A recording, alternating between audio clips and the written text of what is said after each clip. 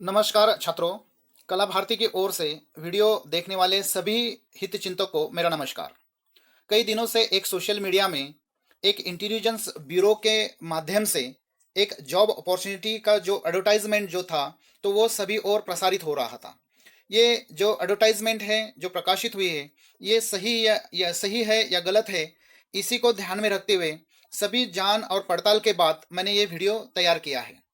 हमारे बहुत सारे स्टूडेंट्स आज ग्रेजुएशन कंप्लीट किया है, मगर जॉब अपॉर्चुनिटी न होने के कारण आज इस तरह से जो अपॉर्चुनिटीज है कि जिस विभाग के माध्यम से 2000 वैकेंसी का निर्माण हुआ है, तो हो सकता है हमारे बहुत सारे छात्रों को जिन्होंने ग्रेजुएशन पूरा किया है, इनके लिए ये अपॉर्चुनिटी हो सकती है।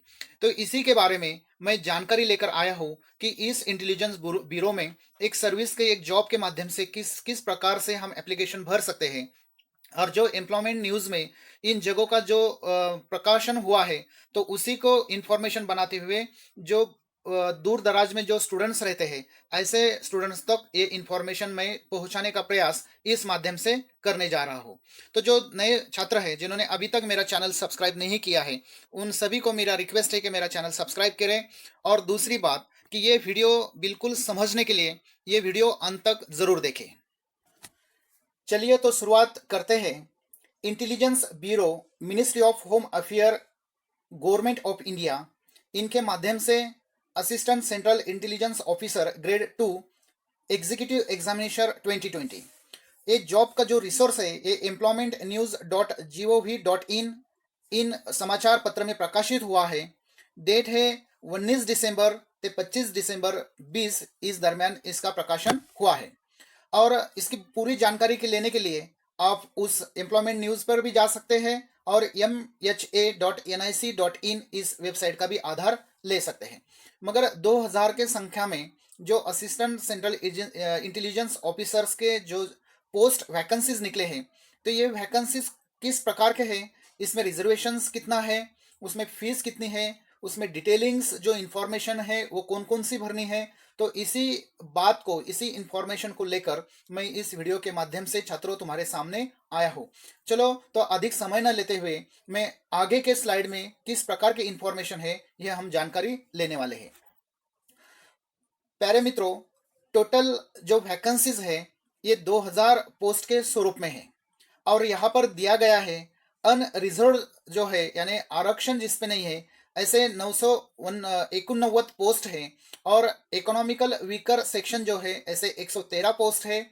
ओबीसी जो है ये 417 पोस्ट है। और एससी जो है 360 पोस्ट है। और एसटी कैटेगरी के लिए 121 पोस्ट जो है इस एडवर्टाइज में दिए गए हैं। और यहाँ पर एक एक्सपेक्टेशंस बताया गया है एक्सपीरियंस के बारे में कि फ्रेशर या थोड़ा सा एक्सपीरियंस जिन्हें होगा, ऐसे सभी छात्र जिन्होंने ग्रेजुएशन पूरा किया है किसी भी शाखा में, तो वो इस पोस्ट के लिए एप्लीकेशन जो है, आवेदन जो है ये भर सकते हैं, ऑनलाइन एप्लीकेशन दे सकते हैं। और इसकी सैलरी भी यहाँ पर दी गई है 44,900।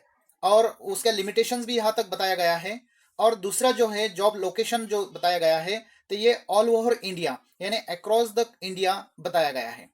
एंड यहाँ पर एक बात मेंशन की गई है, candidate must complete graduation from a recognise university, यानी किसी भी मान्यता प्राप्त विद्यापीठ के द्वारा आपने ग्रेजुएशन पूरा करना, बस यही क्वालिफिकेशन इस पोस्ट के लिए महत्वपूर्ण है। आगे के स्लाइड में दिया गया है कि इसकी जो एग्जाम होने वाली है, जिस जो चयन होने वाला है, जो सिलेक्शन होने वाला है और जो एग्जामिनेशन होने वाली है, तो ये एग्जामिनेशन ऑल ओवर इंडिया होने वाली है। और अगर हम उदाहरण के तौर पर महाराष्ट्र का, अगर हम महाराष्ट्र के बारे में सोचते हैं, तो महाराष्ट्र के कुछ डिस्ट्रिक्ट का इसमें नामोल्लेख किया गया है। एक है विदर्भ में अमरावती, मराठवाड़े में औरंगाबाद, एक नागपुर भी है, फिर नांदेड़, नासिक और पुणे। तो इन सभी जिलों स्तर पर एक एग्जामिनेशन का आयोजन भविष्य में होने जा रहा है। और इसके लिए जो आयु मर्यादा जो बताई गई है, उम्र जो बताई गई है, तो कुछ जो रिजर्वेशन कैटेगरीज जो है इनके लिए थोड़ा सा रिलैक्सेबल है। और एज लिमिट जो है ये 18 साल से 27 साल तक जो डेट मेंशन की गई है, उसी को ध्यान में रखते हुए उतनी आपकी आयु होना जरूरी है। और एक महत्वपूर्ण बात बताई गई है इसमें, ये जो सिलेक्शन प्रोसेस बताया गया है ये 3 स्टेज में या 3 स्टेज में ये होने जा रहा है। नंबर 1 है tier first, tier 2, then interview, और उसकी टोटल यानी टायर 1 में 100 मार्क्स हो गए, टायर 2 में 50 मार्क्स हो गए, और इंटरव्यू जो है इसमें 100 मार्क्स का प्रावधान किया गया है। और इस तरह से 250 मार्क्स की ये एग्जाम जो है ये होने जा रही है। ये एग्जाम में आप मेरिट में आने के बाद ही आपका चयन जो है, सिलेक्शन जो है ये हो सकता है। इसके आगे जो इंफॉर्मेशन दिया गया है, जो छात्र इंटरेस्टेड है, जो ग्रेजुएशन जिन्होंने पूरा किया है, उनके लिए ये अपॉर्चुनिटी है। और कुछ दिन पहले अगर इस एग्जामिनेशन में किस तरह के सब्जेक्ट, किस तरह से टॉपिक हो सकते हैं, इसके बारे में हम जानकारी लेते हैं। अगर आप पहले स्टेप की या प्रथम स्टेप की अगर बात करें, तो उसमें जो सब्जेक्ट दिए गए हैं वो नंबर 1 है, जो जनरल अवेयरनेस जो है इसके बारे में क्वेश्चन पूछे जाएंगे। और दूसरा है क्वांटिटेटिव एप्टीट्यूड, इसके बारे में क्वेश्चन पूछे जाएंगे।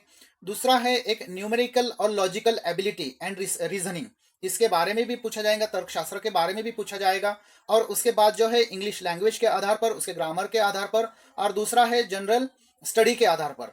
तो इसी सभी सब्जेक्ट के माध्यम से प्रथम स्तर जो है, इस प्रथम स्तर के एग्जाम में इस तरह से सब्जेक्ट और टॉपिक आने वाले हैं। दूसरा जो टायर 2 एग्जामिनेशन जो है, जो 50 मार्क्स के लिए यहाँ दिया गया है, तो इसमें एसे राइटिंग है, इंग्लिश कॉम्प्रहेंशन एंड प्रेजिस राइटिंग है, ये भी इसमें दिया गया है जो 50 मार्क्स के लिए है। और टायर 3 जो है, जो एक महत्वपूर्ण पड़ाव इस प्रोसेस में माना जाएगा, इसमें इंटरव्यू में भी इंक्लूड साइकोमेट्रिक टेस्ट और एप्टीट्यूड टेस्ट। एक आपका जो रुझान जो है, आपकी सोच जो है, इस सोच को टेस्ट करने वाला, एक साइकोलॉजिकली टेस्ट करने वाला शायद ये स्तर हो सकता है। और इसी के माध्यम से आपका आगे का प्रोसेस या फिर आपको आगे बढ़त मिलती है या नहीं मिलती है, इसी के आधार पर ये तय हो सकता है। और इसके बाद ये सभी इंफॉर्मेशन हमने देखने के बाद हम पर्टिकुलरली ऐसे माध्यम से एप्लीकेशन जो है या आवेदन जो है किस तरह से भर सकते हैं। तो हमने कुछ स्टेप यहाँ पर दिया गया है, दी हुई है। आप पहले स्टेप में आपको www.wha.nic.in इस वेब लिंक पर आपको जाना है। और वेब लिंक पर जाने के बाद vacancies ministry for home affairs, तो इसका जो एक पेज ओपन होगा वहां पर हमें क्लिक करना है और उसी वेबसाइट में हमें एंट्री करना है। और नंबर 3 पर आप एंट्री करने के बाद जहां पर vacancies ministry for home affairs लिखा होगा या पोस्ट का नाम लिखा होगा, वहां पर लिखा होगा recruitment to the post of SEO second EXE in IB.REG। तो उसी के सामने जो डाउनलोड द लिंक PDF ऐसा लिखा हुआ होगा, उसी पे हमें क्लिक करना है। और क्लिक करने के बाद वहां पर एक आपको लिंक दी गई है, वहां पर वो आपको कॉपी करना है। और कॉपी करने के बाद आपका जो कंप्यूटर का जो एड्रेस बार है, जो ब्राउजर है, उसी पे जाकर आपको पेस्ट करना है। पेस्ट करने के बाद आप जब एंटर यूज करोगे और एंटर यूज करने के बाद आप उसमें जब प्रवेश करोगे, तब वहां पर ढेर सारी एक इंस्ट्रक्शंस जो है, वो इंस्ट्रक्शन वहां पर दिया जाएगा या फिर इंफॉर्मेशन पूरी वहां पर आएगी। वो सब इंफॉर्मेशन आपको केयरफुली आपको पढ़ना है और सबमिशन के बारे में जो कुछ भी वहां पर कहा गया है, वो इंस्ट्रक्शंस हमें फॉलो करना है। अभी उसके बाद ये है कि आपने पूरी एडवर्टाइजमेंट या इंस्ट्रक्शंस सभी आपने पढ़ लिए और ये इंश्योर कर लिया कि आप जो है इस पोस्ट के लिए, इस वैकेंसी के लिए आप एलिजिबिलिटी जो है आपकी हो सकती है। और अगर आप एलिजिबल है तो बिल्कुल एक एग्रीमेंट, एक डिक्लेरेशन वहां पर आएगा जिसमें लिखा होगा कि ये सभी जानकारी जो है मैंने पढ़ ली है और पढ़ने के बाद जो है ये मुझे समझ में आया है। तो वहां पर एक बॉक्स मिलेगा, वहां पर एक टिक कीजिए और टिक मार्क करने के बाद साइन अप और रजिस्ट्रेशन आपको वहां पर करना है। अभी साइन अप और रजिस्ट्रेशन करने के बाद एक विंडोज वहां पर ओपन होगा, वो आपको रीड करना है और क्लोज करना है। क्लोज करने के बाद एक रजिस्ट्रेशन जो डिटेल्स जो है वो आपसे मांगा जाएगा। स्टूडेंट्स का नाम है, मोबाइल है, ईमेल है, ये सब वहां से आपको जो है इंसर्ट करना है, आपको फिलअप करना है।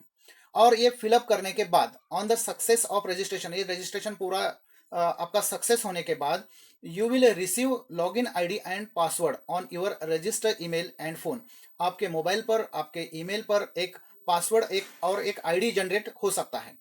और उसी के आधार पर आपको ऑनलाइन एप्लीकेशन फॉर्म जो है ये आपको जाना पड़ेगा। इन है ये जो एप्लीकेशन फॉर्म है, इसमें डिटेलिंग बहुत सारी बातें हैं, मगर एप्लीकेशन फॉर्म ओपन होने के बाद आपको किन डॉक्यूमेंट्स को लेकर आपको कंप्यूटर के सामने ये इंसर्ट करना है, इसके बारे में ये जानकारी है। सर्वप्रथम आपको जो एलिजिबिलिटी डिटेल्स जो है, यानी आपका क्वालिफिकेशंस, वो क्वालिफिकेशंस आप एलिजिबल है क्या, आपका ग्रेजुएशन पूरा हुआ है क्या, वो किस माध्यम से, किस स्कूल के माध्यम से, किस कॉलेज के माध्यम से हुआ है, शायद जो भी इंफॉर्मेशन हो सकती है वो वहां पर एलिजिबल कैंडिडेट है या नहीं, ये इंफॉर्मेशन आपसे मांगा जाएगा।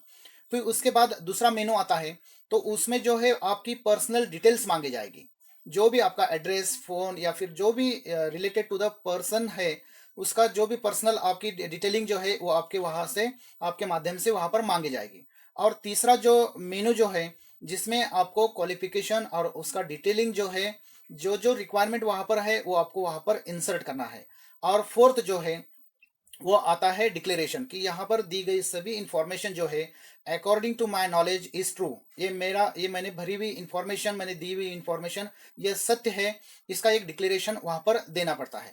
और इसके बाद जो आता है कि रजिस्ट्रेशन होने के बाद, लॉगिन आईडी कंप्लीट होने के बाद, फिर एप्लीकेशन फॉर्म जो है, ये सब भरने, पर्सनल डिटेल्स या क्वालिफिकेशन डिटेल्स एंड डिक्लेयरिंग, ये सब पूरा होने के बाद आपको तुरंत एक फोटोग्राफ और एक सिग्नेचर, इनकी एक स्कैन की हुई इमेज, एक स्कैन कॉपी, एक इमेज आपको डिजिटल फॉर्म में बिल्कुल रेडी रखना पड़ेगी, जिस माध्यम से आगे की प्रोसीजर जो है ये आप पूरा कर सकते हैं।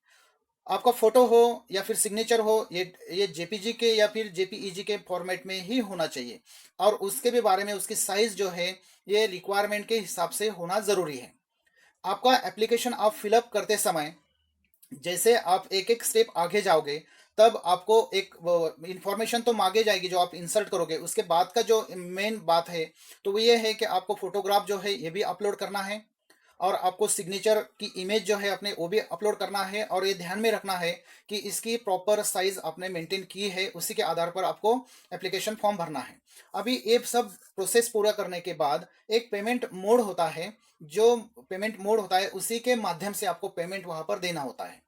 हो सकता है रिजर्वेशन कैटेगरी के लिए अलग हो, ओपन कैटेगरी कैटेगरी के लिए अलग हो, तो वो सब आपको इंफॉर्मेशन पहले ही पढ़ लेनी चाहिए, जिस माध्यम से आपको आगे की प्रोसेस जो है ये आसान हो सकता है। मगर आपको ये बात ध्यान में रखना चाहिए कि पेमेंट मोड जो है ये आपको वहां पर देना है, और जो भी पेमेंट होगा वो आप डेबिट कार्ड या फिर क्रेडिट कार्ड या फिर जिस माध्यम से भी वहां पर मेंशन किया गया है उस माध्यम से आप दे सकते हैं। और उसके बाद आपको प्रिंट आउट, एप्लीकेशन फॉर्म का प्रिंट आउट लेना है और आपके पास फर्दर रेफरेंस के लिए वो रखना जरूरी है। इसके आगे के स्लाइड में एक महत्वपूर्ण बात बताई गई है कि for technical queries clarification relating to the filling up online application, please feel free to contact the help desk at email. आप ईमेल के माध्यम से, आप फोन के माध्यम से और दिए गए समय के अनुसार आप कांटेक्ट कर सकते हैं। यदि कोई त्रुटियां या फिर कोई प्रॉब्लम्स या कोई डिफिकल्टीज उसमें आती है, या फिर कोई मैसेज आपको नहीं प्राप्त होता है, तो आप यहाँ पर फोन कर सकते हैं। और intelligence bureau, ministry of home के माध्यम से एक टाइम टेबल दिया गया है कि 19 दिसंबर को जो एडवर्टाइज जो है उसका प्रकाशन होना है, और लगभग 12 जनवरी 2021 को आपको जो बैंकिंग हावर जो है उसके उसी के माध्यम से या उसी टाइम पीरियड के माध्यम से आपको पेमेंट का जो है मोड जो है यूज करना है, पेमेंट देना है। उसके बाद उसका डेट जो है वो शायद जनरेट नहीं हो सकती। तो ये सभी जानकारी थी छात्रों जो आपके बारे में या आपके लिए मुझे देना सही लगी। आपको इसके माध्यम से एक जानकारी मैं देना चाहता हूँ कि आप ये जब फॉर्म जो है, एप्लीकेशन जो है, ये आप कंप्यूटर के माध्यम से जब भरने लगोगे, तब आपका मोबाइल महत्वपूर्ण है, आपका एक डॉक्यूमेंट्स महत्वपूर्ण है, क्योंकि आप जिस जिस स्टेप पे आप एप्लीकेशन फॉर्म भरने जा रहे हो, तब तब कोई कोई किसी मोबाइल पे आपको एक जो नंबर्स जो है, एप्लीकेशन नंबर जो है और पासवर्ड जो है ये जनरेट होता है, और उसी के आधार पर, उसी आए हुए इंफॉर्मेशन के आधार पर जो है ये आगे की प्रोसेस जो है ये आपको करना पड़ती है। तो ये थी सभी जानकारी छात्रों। जो छात्रों ने ग्रेजुएशन पूरा किया है, ऐसे सभी छात्र इस एग्जामिनेशन में सम्मिलित हो सकते हैं, और शायद हो सकता है कि ये अपॉर्चुनिटी जो है किसी के लिए एक संधि के रूप में प्राप्त हो सकती है, और उन्हें जॉब भी मिल सकता है। ये यहाँ पर एक महत्वपूर्ण है। तो ये सभी जानकारी आपके लिए इसलिए मैं लेकर आया हूँ ताकि आप ज़्यादा से ज़्यादा संख्या में इस कंपटीशन में हिस्सा ले सके, और हो सकता है भाग्य के द्वार आपके लिए भी ओपन हो सकते हैं। जो छात्र नए हैं जिन्होंने अभी तक मेरा चैनल सब्सक्राइब नहीं किया है तो उनसे मेरी रिक्वेस्ट है कि मेरा चैनल सब्सक्राइब करें और ज़्यादा से ज़्यादा छात्रों तक ये इन्फॉर्मेशन जो है ये पहुंचाने की एक आपसे रिक्वेस्ट मैं करता हूँ, क्योंकि जो बहुत सारे ज़रूरतमंद स्टूडेंट्स होते हैं जिन्हें जॉब की या फिर सर्विस की आवश्यकता होती है, हो सकता है कि आपके माध्यम से कोई पुण्य हो सके और ऐसे छात्रों तक ये इन्फॉर्मेशन पहुंचाई जा सके। चलो तो फिर ज़्यादा समय न लेते हुए मैं फिर से एक नया वीडियो, एक नई नई जानकारी लेकर आपके सामने फिर दोबारा से मैं आने वाला हूँ। तब तक के लिए मुझे आज्ञा दीजिए। जय हिंद, जय भारत।